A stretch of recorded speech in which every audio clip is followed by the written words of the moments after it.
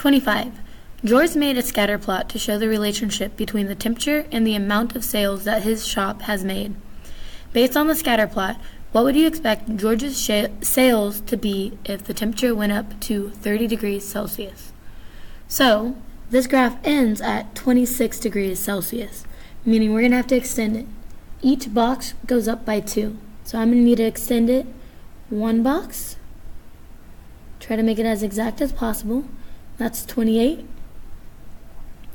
And then another box. That would be 30. So it should be somewhere along this line right here. Okay. Now I'm going to take my line on my patty paper, and I'm going to try to have it go through the middle. Let me count my dots. I have 1, 2, 3, 4, 5, 6, 7, 8, 9, 10, 11, 12 dots. So I'm going to put my paper and try to make it to where I have 6 on top and 6 on bottom. See, if I do it like this, I have 1, 2, 3, 4, 5, 6 on top and 6 on bottom. That puts me at about a little over 800 or 900.